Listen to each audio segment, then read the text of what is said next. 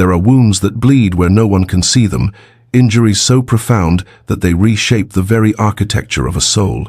And Lady Eleanor Ashworth knew this truth with an intimacy she wished she had never acquired. 6 months had passed since the night that shattered her, yet she could still feel the phantom ache of it, could still hear the echoes of laughter and gasps that had accompanied her public destruction. She had been 22 years old and radiant with hope on that spring evening, dressed in pale rose silk that her mother had sacrificed much to procure, her honey-colored hair arranged with careful artistry, her grey eyes bright with the innocent certainty that her future was about to unfold exactly as she had always dreamed. Lord Reginald Blackwood had been everything a young lady of gentle breeding was taught to desire, handsome in that golden, effortless way that drew every eye in a ballroom, heir to a considerable fortune, possessed of easy charm and easier promises. Their courtship had been the envy of the season, a perfect pairing of his wealth and her breeding, her quiet intelligence a complement to his social brilliance. The engagement ball had been held at his family's London townhouse, 300 candles blazing in crystal chandeliers, the cream of society gathered to celebrate what everyone declared would be the match of the year. Eleanor had floated through the evening on a cloud of champagne bubbles and tender glances, so certain of her happiness that she had failed to notice the tightness around Reginald's mouth, the whispered conferences with his mother, the way his eyes had begun to slide past her rather than settle upon her with their customary warmth. The moment of her undoing came at precisely 11 o'clock, when Reginald had led her to the center of the ballroom floor as if to begin the first waltz as an officially betrothed couple, and instead had released her hand as though her touch burned him. His voice carried with theatrical clarity when he announced that he could not in good conscience bind himself to a woman whose family had so thoroughly deceived him, whose father's gambling debts and failed investments had reduced them to near penury, whose dowry existed only on paper now stained with creditors' demands. Eleanor had stood frozen as the whispers erupted around her like brush fire,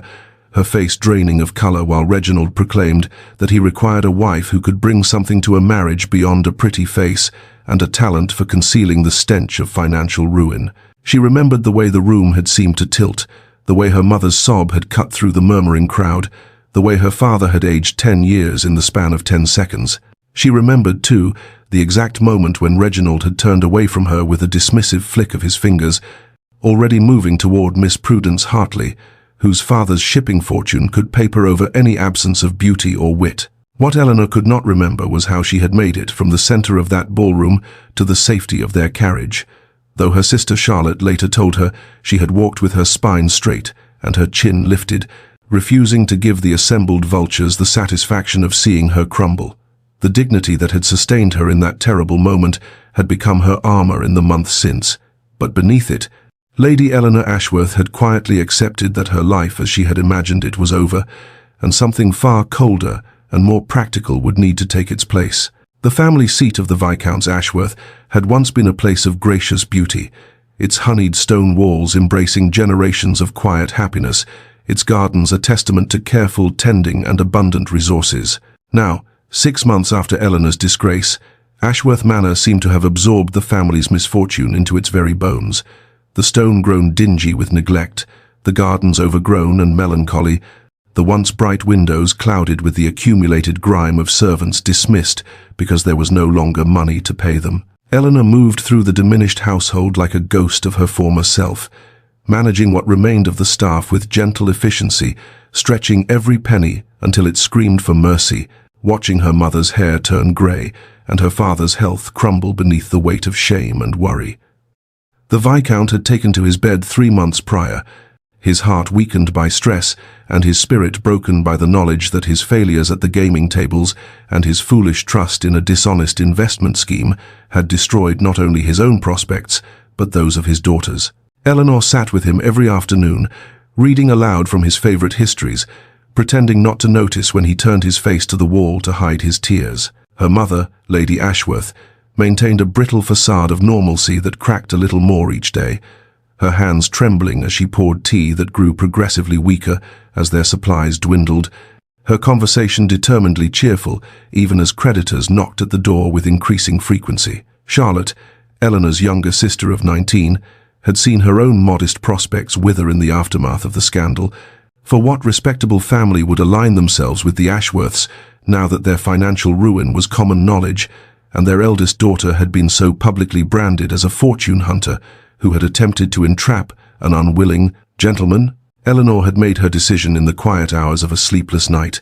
staring at the water-stained ceiling of her childhood bedroom while the autumn wind rattled the loose window panes. She would seek a position as a governess, for she was well-educated and possessed of the accomplishments expected of a gentleman's daughter, and surely some family in a distant county would be willing to overlook the scandal in exchange for competent instruction for their children. The wages would be modest, but they would help, and more importantly, her absence from the household would mean one less mouth to feed, one less reminder of the hopes that had been so thoroughly crushed. She had already begun drafting letters of inquiry, her pen moving across the paper with steady practicality, while something inside her quietly grieved for the life she would never have. The husband, the children, the home of her own, the simple dignity of being loved and chosen. Romance, she had decided, was a luxury she could no longer afford to believe in, a fairy story told to young girls who had not yet learned that the world valued a woman's dowry far more than her heart.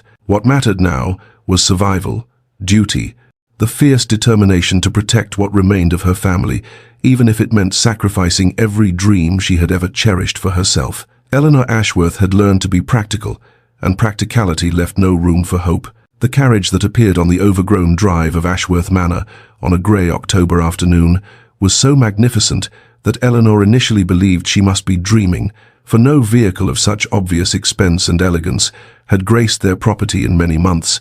and certainly none bearing a crest that made her mother gasp and her own heart stutter with confused alarm. The Duke of Thornwood was a name spoken in hushed tones throughout England, a figure of such immense wealth and influence that he seemed less a man than a force of nature,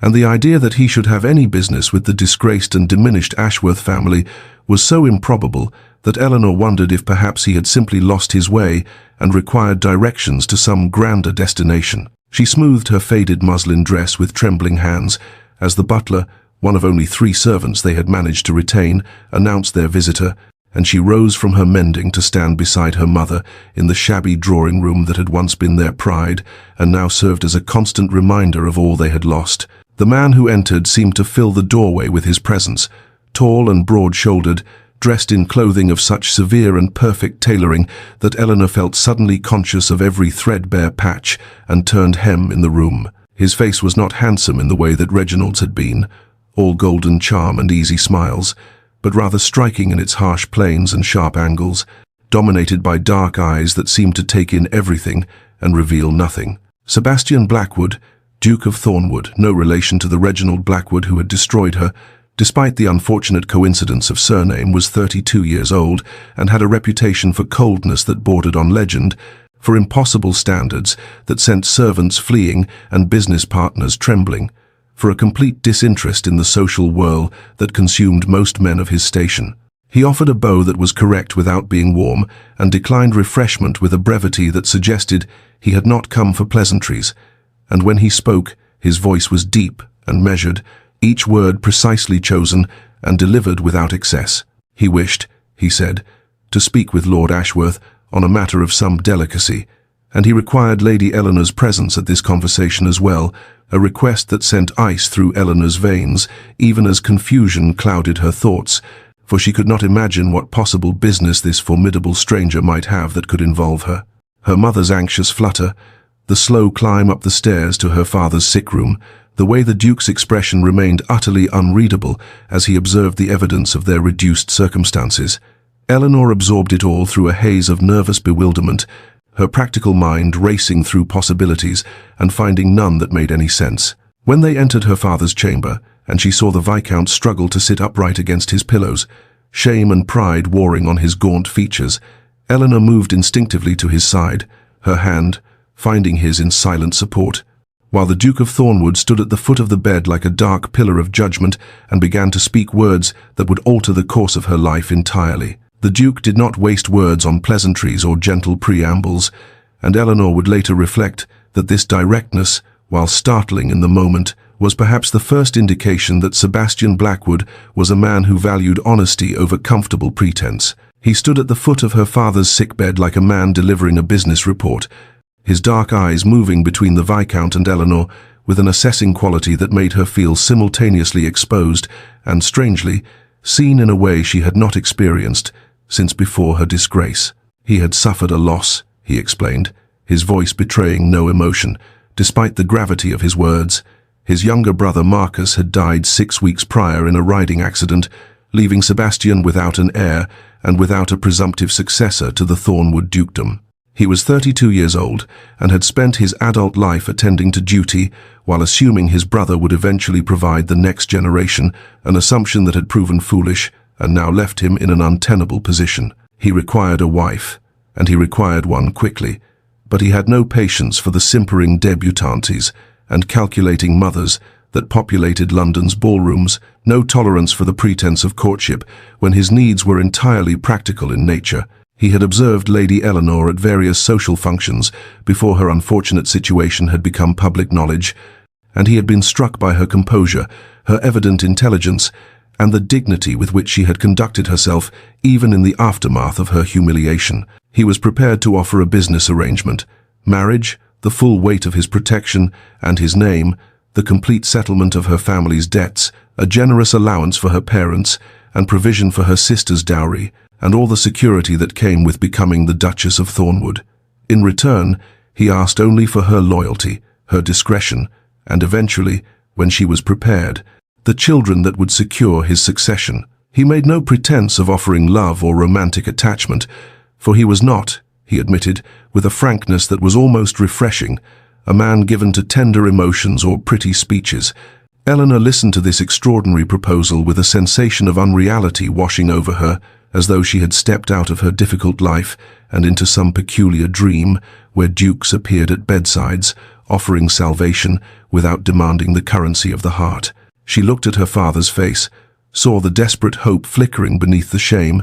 thought of her mother's trembling hands and her sister's dimming prospects, and felt something within her shift and settle into a new configuration. This was not the marriage she had once dreamed of,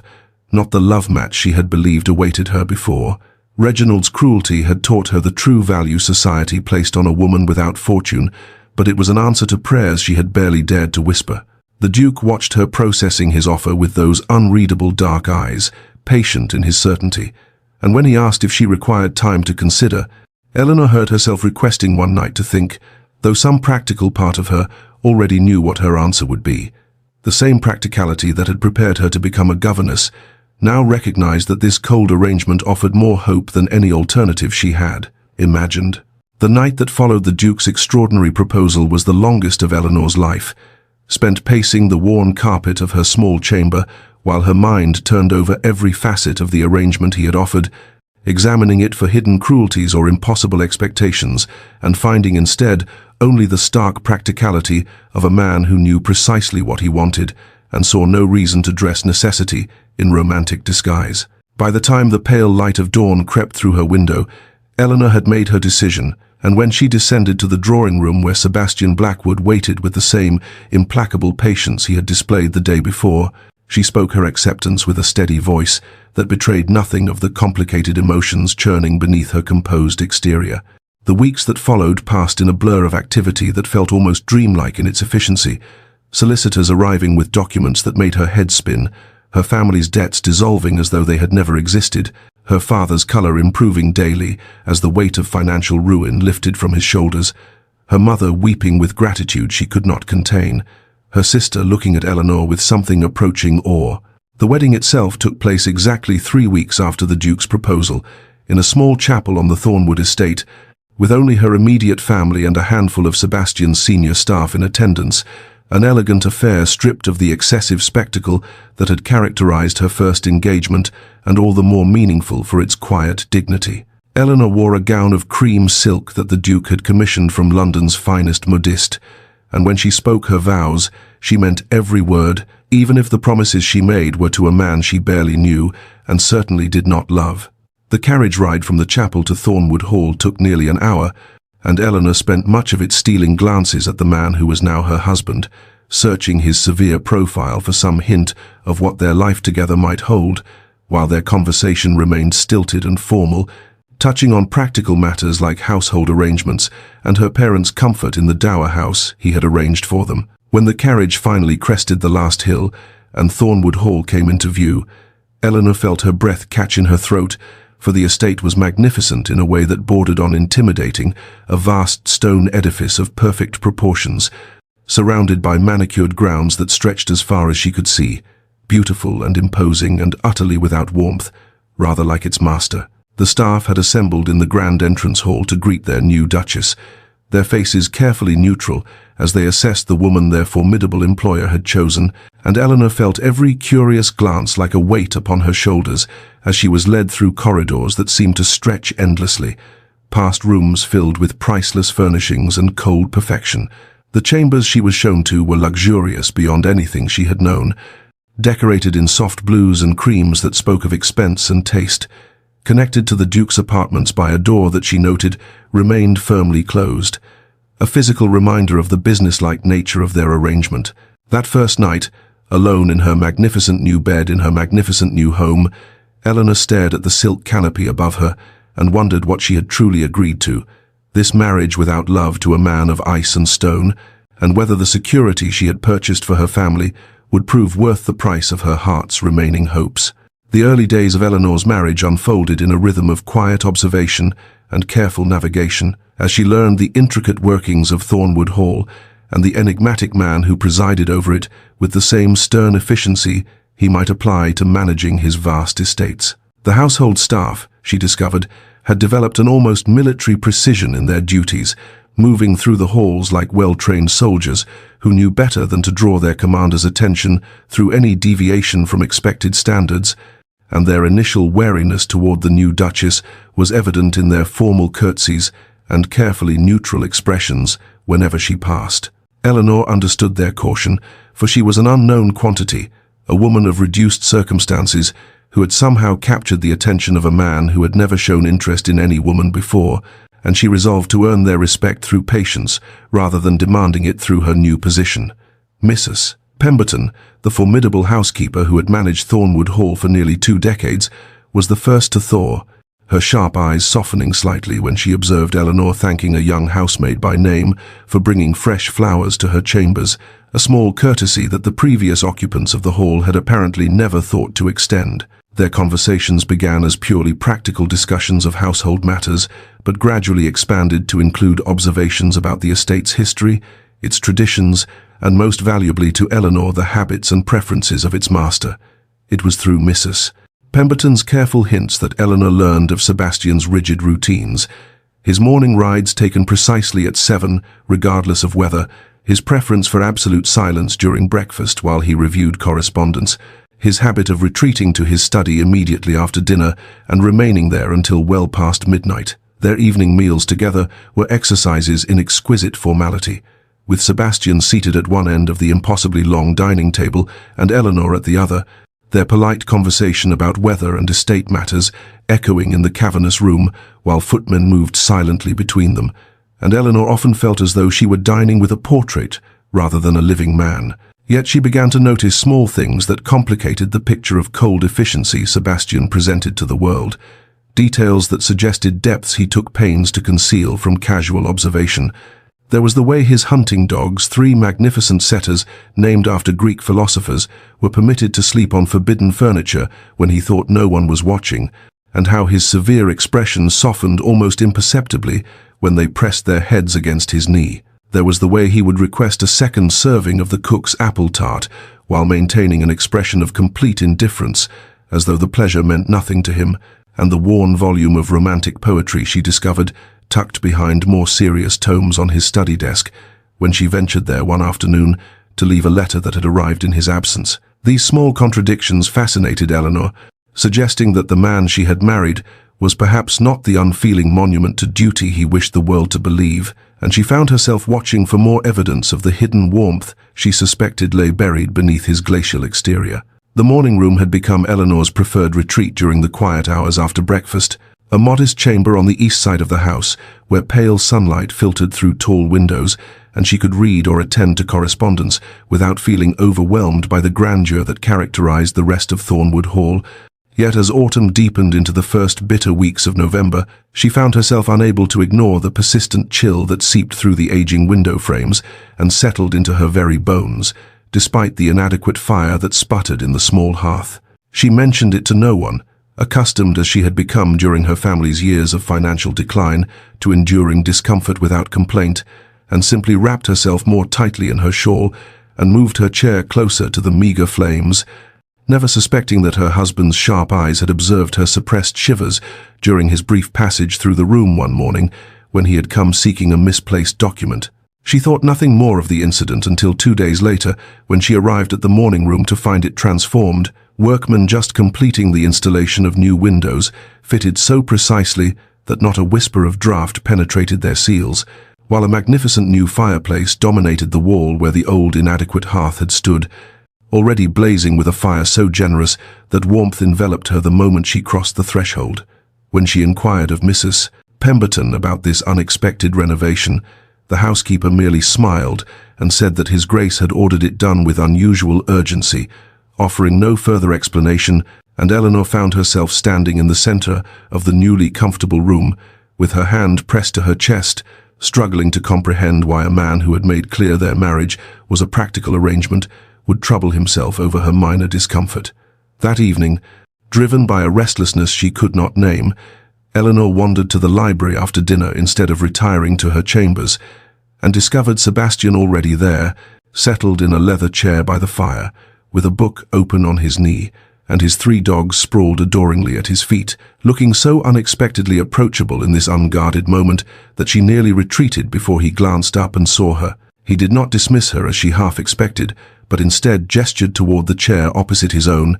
and so began the first real conversation of their marriage, not the stilted exchanges of dinner or the practical discussions of household matters, but genuine discourse about the book he was reading, about her favorite authors, about the history of the estate and the generations of Blackwoods who had shaped it. She discovered that beneath his severity lay a dry wit that caught her by surprise, making her laugh aloud at an observation so quietly sardonic that she nearly missed it, and the slight curve of his lips in response, not quite a smile but something approaching one, struck her as a victory of sorts. When she finally rose to retire, warmer in spirit than she had felt since arriving at Thornwood Hall, Eleanor recognized with a flutter of something that might have been alarm or might have been hope that her husband was not at all the cold monument she had believed him to be, and that this discovery might prove far more dangerous to her carefully guarded heart than any amount of continued indifference could have been. The notion came to Eleanor one grey December afternoon as she stood at the window of her newly warmed morning room, gazing out at the grounds of Thornwood Hall, and noting how the formal gardens closest to the house maintained their severe geometric precision, while beyond them, barely visible through the skeletal winter trees, lay what appeared to be a wilderness of tangled growth and forgotten pathways that seemed to call to something restless within her spirit. She inquired of Mrs. Pemberton about that distant corner of the estate, and watched the housekeeper's expression shift through surprise, hesitation, and finally a careful neutrality as she explained that the area had once been her late Grace's rose garden, the passion project of Sebastian's mother who had died when he was just 12 years old, and that the garden had been left to grow wild in the 2 decades since, with strict if unspoken instructions that it remain undisturbed. Eleanor knew she should let the matter rest, that she had no right to disturb the shrine of a woman she had never known, yet something compelled her to raise the subject with Sebastian that evening in the library,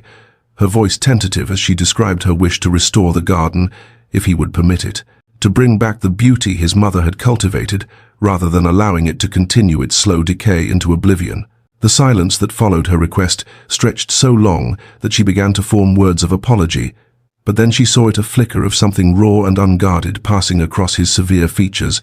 grief perhaps, or memory, or some complex emotion for which she had no name before his expression, settled back into its customary composure, and he granted permission with a single curt nod, adding that she should apply to his steward for whatever funds the project required. Eleanor threw herself into the restoration with an enthusiasm that surprised even herself,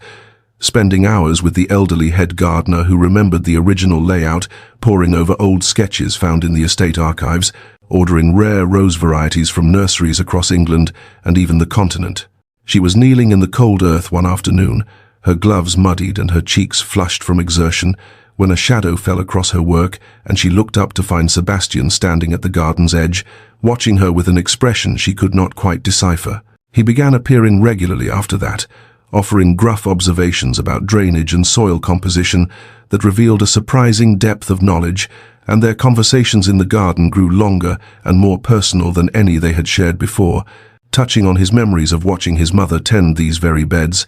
on the coldness of his father, who had forbidden any mention of her after her death, on the weight of expectations that had shaped him into the stern, solitary man he had become. Eleanor listened with her heart aching for the lonely boy he had been, and when she reached out one afternoon to brush dirt from his sleeve, an unconscious gesture of intimacy that startled them both, she saw something kindle in his dark eyes that made her breath catch and her pulse quicken with an emotion she was no longer able to deny, though she dared not yet give it its true name. The invitation arrived on a frost-rimed morning in late January, its cream-colored envelope bearing the elaborate seal of the Marquess of Hartington,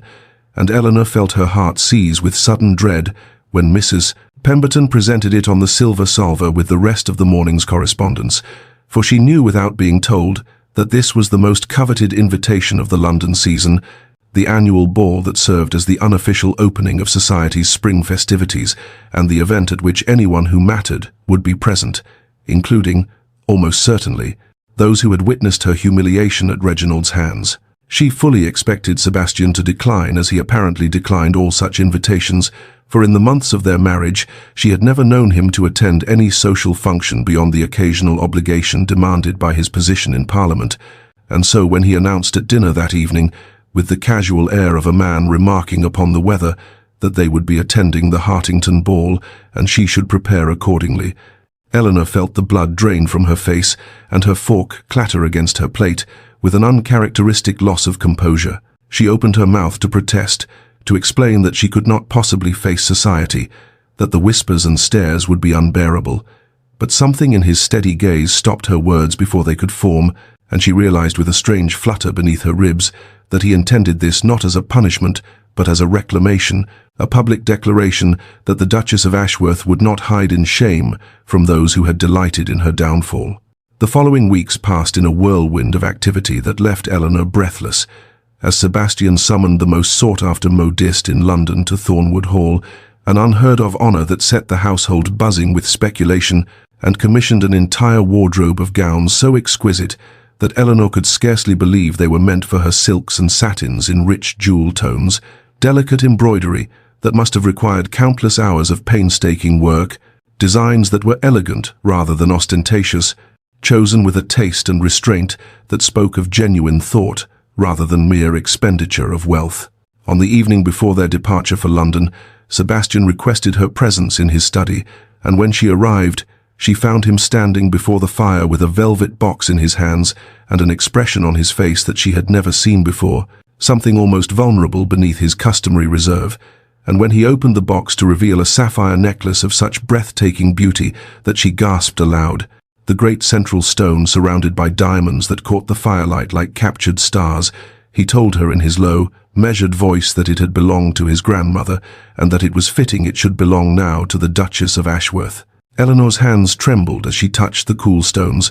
understanding flooding through her as she recognized that this was not merely a gift, but a statement, a declaration of her legitimacy that he intended all the world to witness, and when she looked up at him with tears threatening to spill from her eyes, she saw something flicker in his dark gaze that made her breath catch and her heart pound with an emotion she could no longer pretend was merely gratitude. The Hartington ballroom blazed with the light of 1,000 candles, reflected in crystal chandeliers and gilded mirrors, and Eleanor felt the weight of every curious gaze upon her as she descended the grand staircase on Sebastian's arm, her midnight blue silk gown whispering against the marble steps and the sapphire at her throat, catching the light with each measured breath she forced herself to take, reminding herself that she was no longer the disgraced daughter of a ruined viscount,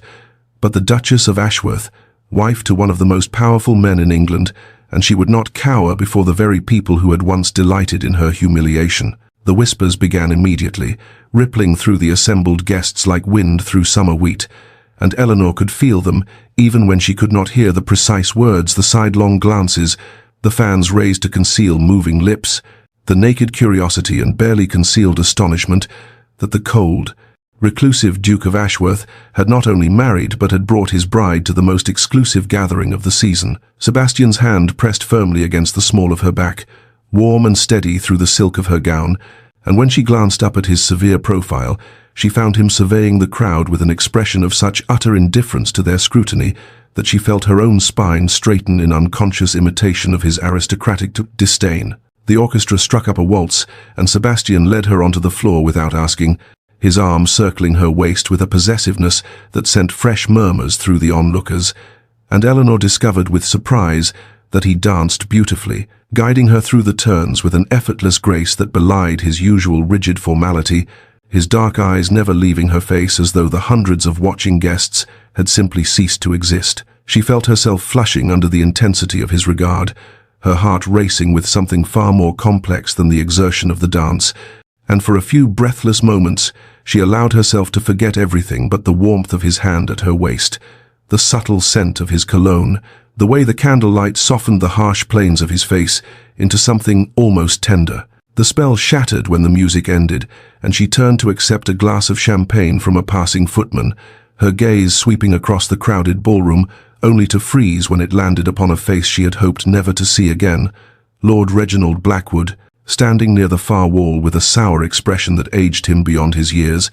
his arm linked through that of a plain, pinch-faced woman dripping with jewels, whose cold eyes and thin lips spoke of wealth without warmth, and Eleanor felt the old wound tear open in her chest even as she registered with grim satisfaction that Reginald looked utterly miserable, diminished somehow from the golden charmer who had once made her believe herself loved before destroying her before all of London society. Reginald approached with the calculated casualness of a predator who had spotted wounded prey, his wife trailing behind him with an expression of bored superiority that suggested she considered everyone in the room beneath her notice, and Eleanor felt her stomach clench with the familiar nausea of remembered humiliation, even as she forced herself to stand perfectly still, her chin lifted and her gloved fingers tightening almost imperceptibly on Sebastian's arm.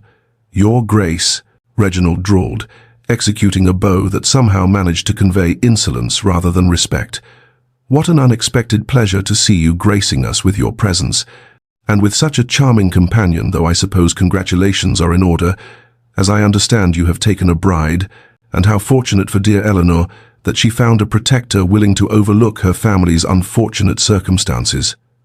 His smile was a blade wrapped in silk, his pale eyes glittering with malice as they swept over Eleanor's gown and jewels, with an assessment that made her skin crawl. One cannot help but admire such pragmatism on both sides of the arrangement, a desperate woman and a duke in need of an heir. How perfectly transactional.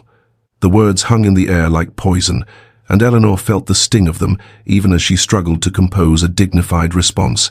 But before she could draw breath to speak, Sebastian's voice cut through the murmuring crowd with the cold precision of a surgeon's blade. "I find myself uncertain whether to be more offended by your presumption in addressing my wife with such familiarity, or by your apparent inability to recognize when you are outmatched in every conceivable measure," Sebastian said,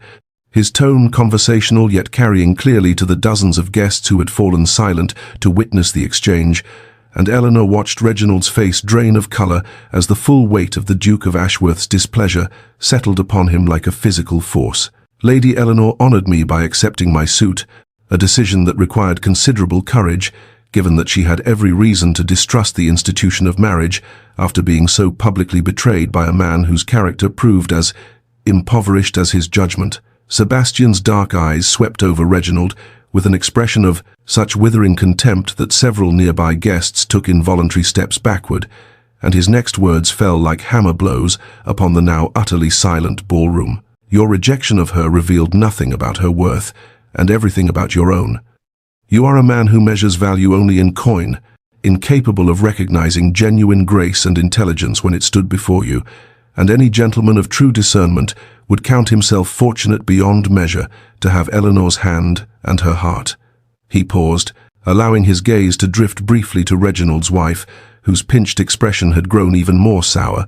before returning to Reginald's ashen face. "I suggest you return to your own corner of the room and reflect upon the life your mercenary choices have purchased you,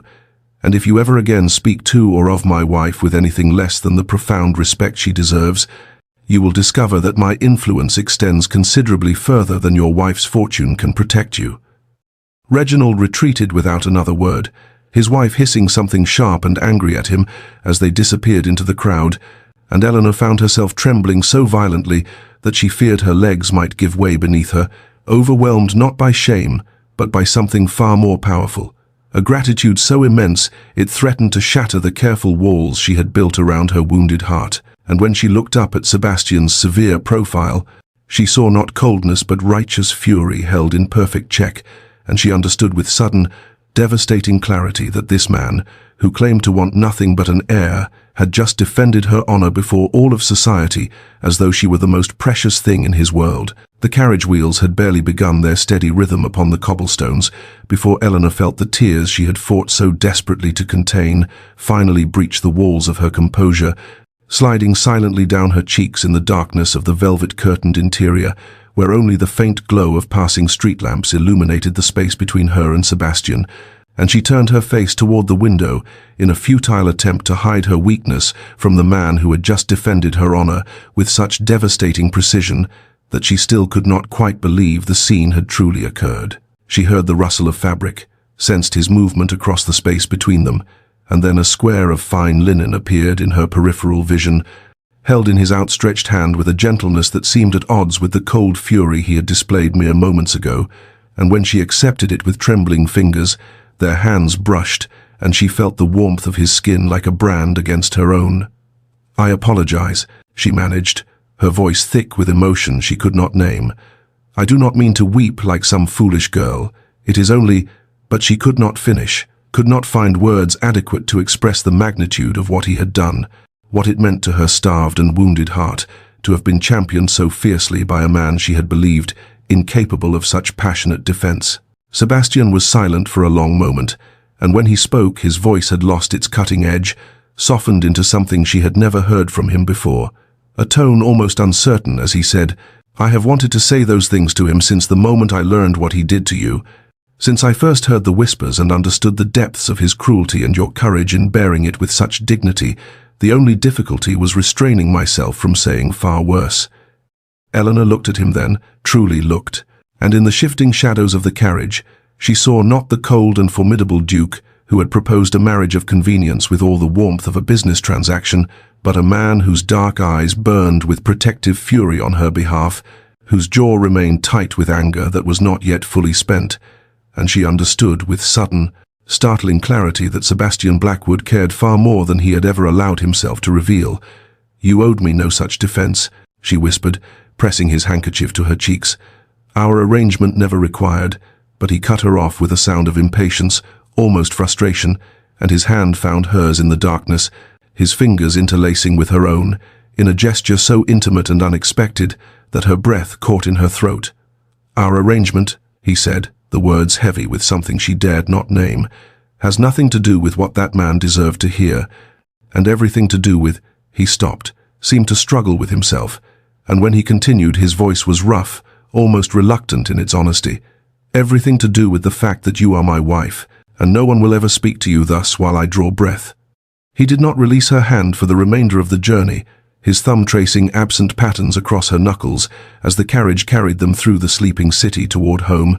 and Eleanor sat in wondering silence beside him, feeling something fundamental shift between them like tectonic plates realigning beneath the surface of the earth, knowing with terrifying certainty that the careful walls around her heart were crumbling and that she was powerless to stop them. The days that followed the Hartington ball unfurled like the petals of the roses Eleanor tended so carefully in the garden, each one revealing something new and precious that she had not dared to hope might exist within the walls of her marriage.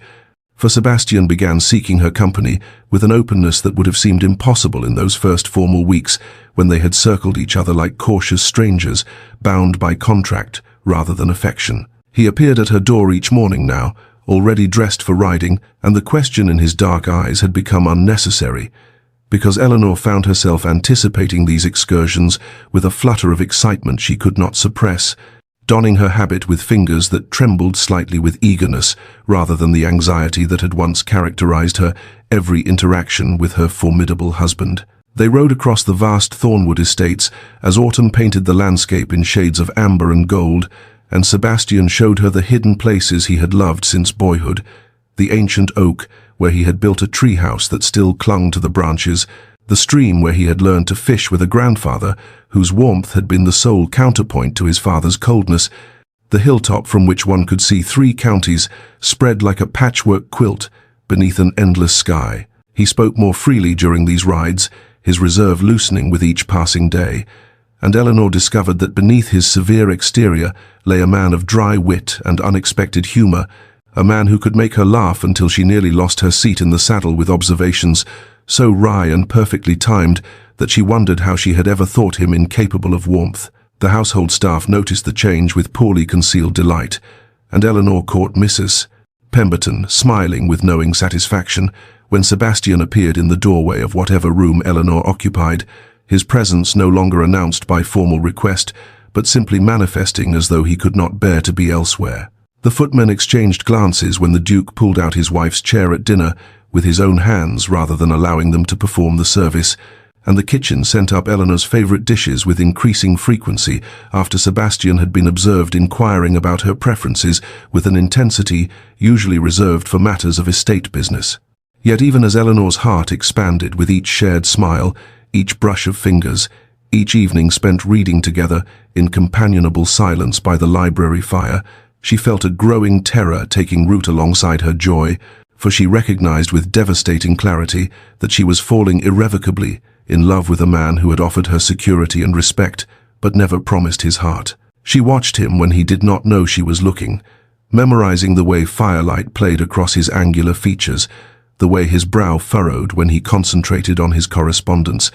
the rare and precious softening of his expression when their eyes met across a room. And she guarded these observations jealously, even as she guarded the truth of her feelings, afraid to speak them aloud lest she shatter the fragile beauty of what was growing between them with the weight of emotions he had never asked to bear. The storm announced itself with a violence that seemed almost personal, the autumn sky darkening to a bruised purple before unleashing a fury of wind and rain against the ancient stones of Thornwood Hall,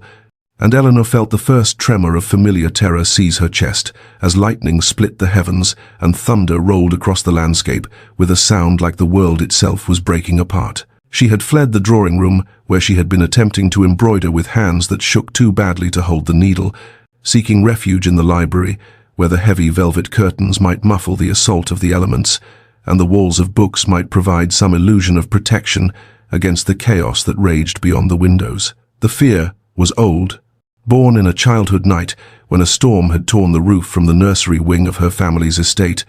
and she had huddled beneath falling timbers while her nurse screamed, and the world dissolved into water and wind and terror, and though she knew herself to be safe within these solid walls,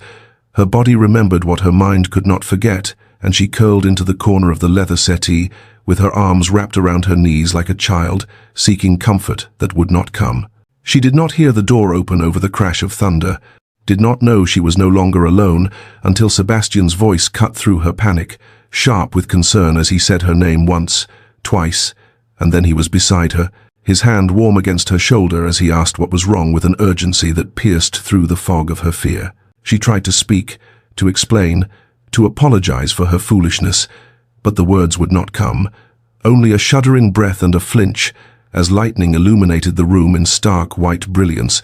and Sebastian did not demand explanations or offer dismissive reassurances, but simply sat beside her and drew her against him with an arm around her shoulders that anchored her to the present moment. He began to speak in a low, steady voice,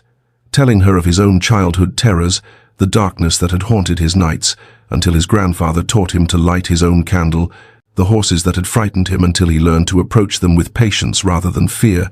and his words wove a shelter around her more effective than any stone wall, his voice a constant thread of warmth through the violence of the storm. She did not remember falling asleep, only the gradual loosening of the terror's grip as exhaustion claimed her,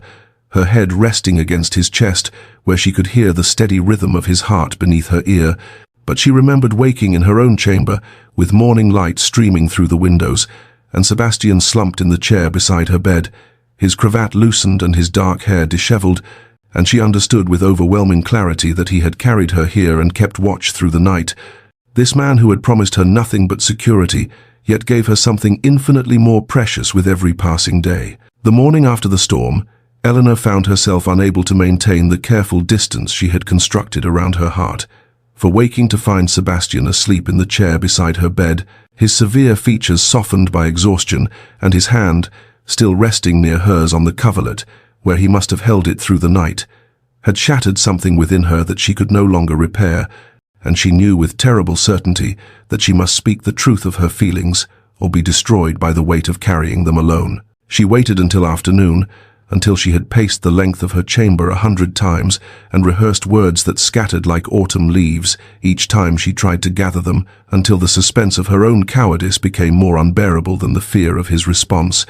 And then she walked to his study on legs that trembled beneath her skirts and knocked upon the door with a hand she could not steady. Sebastian looked up from his correspondence with an expression of immediate concern, rising from his chair as she entered and closing the door behind her with a question in his dark eyes that she could not yet answer. And Eleanor stood before him in the afternoon light that streamed through the tall windows and felt as though she was standing at the edge of a precipice from which there could be no retreat. The words came haltingly at first, broken and imperfect, as she confessed that their arrangement had become something she had never anticipated,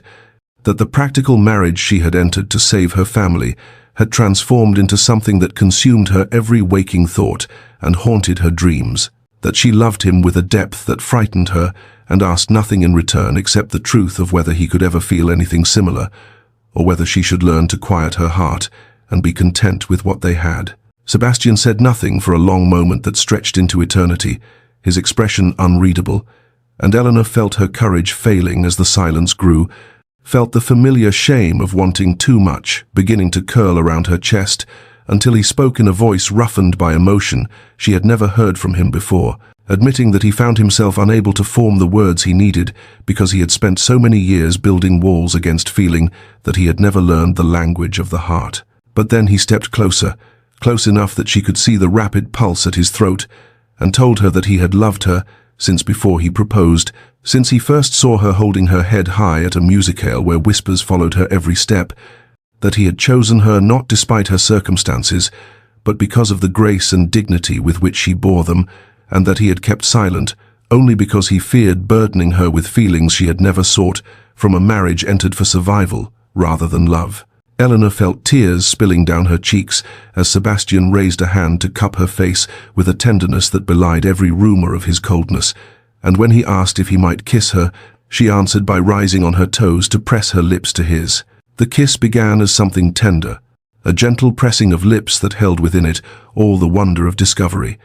but it deepened into something far more profound, as months of suppressed longing broke free from the constraints that had bound them both, and when at last they parted, breathless and trembling, Sebastian rested his forehead against hers and confessed in a voice rough with emotion that he had never expected to love anyone, had long ago resigned himself to a life of duty without warmth, and certainly had never dared to imagine that anyone could love him in return, for he knew himself to be difficult and cold and entirely unworthy of the gift she offered him. Eleanor touched his face with fingers that shook, tracing the severe lines that had softened in the golden afternoon light, and told him that he was worthy of far more than he believed, that she had seen his heart in every gesture he thought she had not noticed, in every kindness he had disguised as practicality, and that she chose him not despite his reserve, but because of the depth it concealed. Sebastian kissed her again, and this time there was nothing tentative in it, only the fierce claiming of something precious finally acknowledged, and when he drew back, it was to take her hand and lead her from the study, with a question in his eyes that needed no words, and Eleanor followed him through the corridors of Thornwood Hall to the door of his chambers, where he paused and asked her with quiet intensity if she was certain, if this was what she wanted, and she answered by opening the door herself and drawing him inside. The room glowed with candlelight that the servants had lit against the approaching evening, casting warm shadows across the rich furnishings and the great bed that Eleanor had never seen before this moment, and Sebastian's hands trembled as he unfastened the pins from her hair and let it fall in waves across her shoulders, telling her she was beautiful with a reverence that made her believe it for the first time in her life. Their wedding night came at last, months after their wedding day, and it was nothing like the dutiful consummation Eleanor had once steeled herself to endure, and everything like the sacred communion she had never dared to imagine. For Sebastian touched her as though she were precious beyond measure, and whispered her name like a prayer against her skin. And Eleanor discovered that intimacy born of love transformed the physical into something transcendent. Afterward, they lay tangled together in sheets that smelled of lavender and something uniquely him, and Sebastian held her against his chest as though he feared she might disappear if he loosened his grip, and into the candle-lit darkness he made promises that he would spend his life proving himself worthy of her love, that he would never give her cause to regret choosing him, that she would never again know the loneliness and fear that had marked her life before she came to Thornwood Hall. And Eleanor made promises of her own, sealing each one with kisses pressed to his throat, his jaw, the corner of his mouth that curved upward in a smile she was only beginning to know. The weeks that followed their confession transformed Thornwood Hall from a magnificent monument to duty into something far warmer, a home filled with the quiet intimacy of two people discovering the full depth of what they meant to one another, and Eleanor found herself marveling daily at the changes she observed in her husband, for Sebastian seemed unable to stop touching her in small ways that sent warmth flooding through her chest, each time his hand finding hers beneath the breakfast table, his palm settling at the small of her back as they walked the corridors together, his fingers brushing a strand of hair from her face with such tenderness that she sometimes forgot to breathe. The household staff noticed the transformation with barely concealed delight, and Mrs. Pemberton's eyes grew suspiciously bright when she encountered the Duke pressing a kiss to his wife's temple in the hallway, having clearly believed she was unobserved, and the footman exchanged knowing glances when His Grace began taking his afternoon tea in the Duchess's sitting room rather than his study, and the maids whispered among themselves that they had never seen the master smile so frequently, nor heard his laughter ringing through the halls as it did now when Her Grace teased him about his excessive fondness for apple tarts. Their first public appearance as a visibly loving couple came at a garden party hosted by the Countess of Pembroke, and Eleanor felt none of the anxiety that had plagued her at the Hartington ball, for she entered on Sebastian's arm with the quiet confidence of a woman who knew herself beloved, and the Tun's reaction was nothing short of astonished as they observed the notoriously cold Duke of Ashworth gazing at his wife as though she hung the stars in the sky, his severe features softened by an expression of such obvious devotion that matrons whispered behind their fans, and young ladies sighed with romantic longing. Society, ever hungry for gossip, had much to discuss in the days that followed, how the Duke had refused to leave his wife's side for even a moment, how he had glared with such ferocity at any gentleman who looked too long at the Duchess that lesser men quailed, how he had been overheard telling Lady Pembroke that he counted himself the most fortunate man in England, and Eleanor received more invitations in a single week than she had in all her seasons combined before her disgrace, the Tun's opinion having reversed entirely, now that she was so clearly treasured by one of the most powerful men in the realm. It was at one such gathering that Eleanor overheard a conversation not meant for her ears, two matrons discussing Lord Reginald Blackwood with the particular relish reserved for others' misfortunes, relating how his wealthy wife had discovered his gambling debts and now controlled every penny of his allowance, how she made him account for every shilling and refused him funds for the pursuits he loved, how he had been seen looking haggard and desperate, while his wife grew ever more shrewish in her discontent, and Eleanor felt no triumph in this knowledge, only a profound gratitude that the path she had thought led to ruin had instead delivered her to a happiness she had never dared to imagine, standing in the warm circle of her husband's arm and knowing herself loved beyond measure. The discovery came on a morning like any other, or so it seemed when Eleanor first woke in the circle of Sebastian's arms, as had become her cherished custom, but as she rose and began her toilette, she was struck by a wave of nausea, so sudden and overwhelming that she had to grip the edge of her dressing table to steady herself, and when the same illness visited her the following morning, and the morning after that, she began to suspect what her heart had hoped for since the night they had first truly become husband and wife. The physician confirmed what Eleanor had scarcely dared to believe, and she spent the remainder of that day in a state of trembling anticipation, rehearsing in her mind how she would tell Sebastian news that would fulfill the very purpose for which he had married her, though now that purpose seemed almost incidental compared to the love that had transformed their practical arrangement into something sacred. She found him in his study that evening, bent over correspondence with the serious expression she had once found intimidating and now found unbearably dear, and when he looked up at her entrance his face softened in that way it only ever did for her, and he set aside his papers immediately and asked if something was wrong, for she was pale, and her hands were clasped together in the manner she adopted when nervous. Eleanor crossed to him and took his hands in hers, lifting them to press against the still flat plane of her stomach, and told him in a voice that trembled with emotion that she was carrying his child, their child, and she watched as comprehension dawned across his severe features, followed by something she had never seen before, tears gathering in those dark eyes that had once seemed so cold, spilling unchecked down his cheeks as he sank to his knees before her and pressed his forehead to her belly with a reverence that stole her breath. Sebastian's protectiveness, already formidable, became something almost overwhelming in the weeks that followed, for he insisted she rest whenever she appeared the slightest bit fatigued. He ordered the kitchens to prepare whatever foods she craved at any hour. He reduced his business engagements to mere fractions of what they had been, so that he might spend his hours at her side, and Eleanor found herself laughing at his excessive concern, even as her heart swelled with the knowledge of how deeply she was loved. The nursery, long closed and draped in dust sheets, was opened and transformed under Sebastian's exacting supervision into a haven of warmth and beauty, with walls painted the softest yellow and furniture crafted by the finest artisans in London, and a rocking chair positioned by the window where Eleanor could sit and watch the rose garden. She had restored bloom in magnificent profusion below.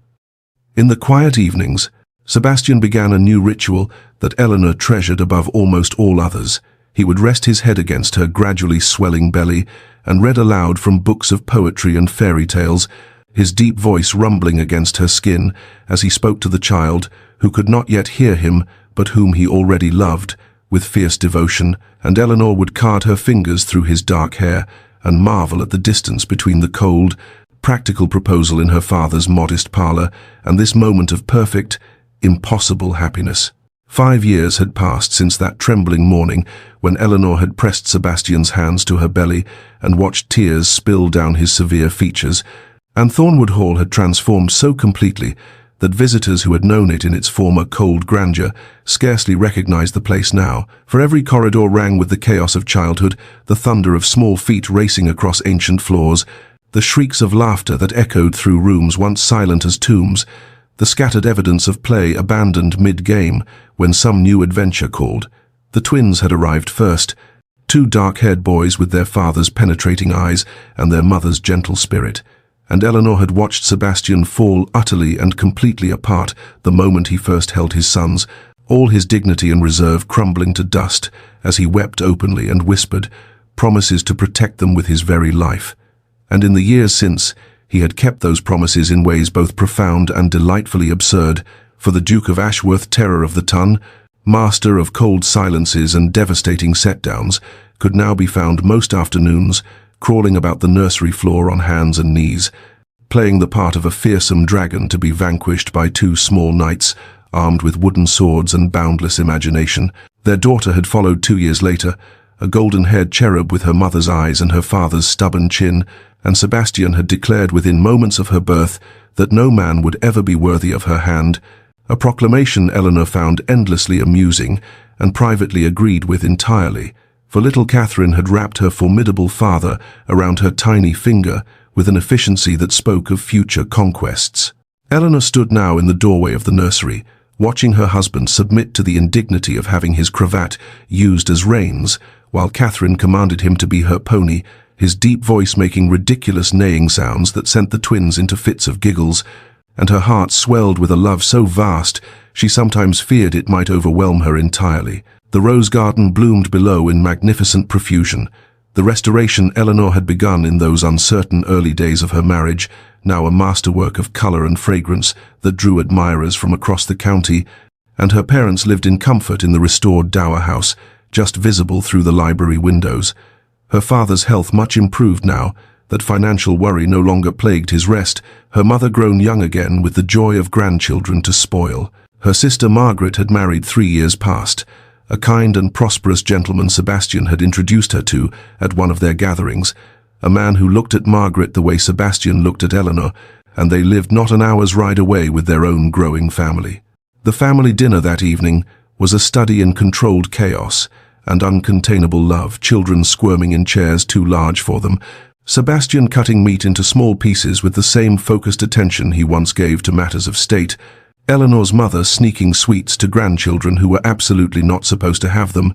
her father telling stories of his own youth that grew more embellished with each retelling, and Eleanor looked around the table at all of it, the noise and the mess and the laughter and the love, and knew herself to be the most fortunate woman who had ever drawn breath. The children had been tucked into their beds at last, stories told and prayers whispered and small foreheads kissed, and Eleanor slipped away from the warm chaos of the house to find solace in the rose garden as the twilight deepened around her, the air heavy with the perfume of 100 blooms.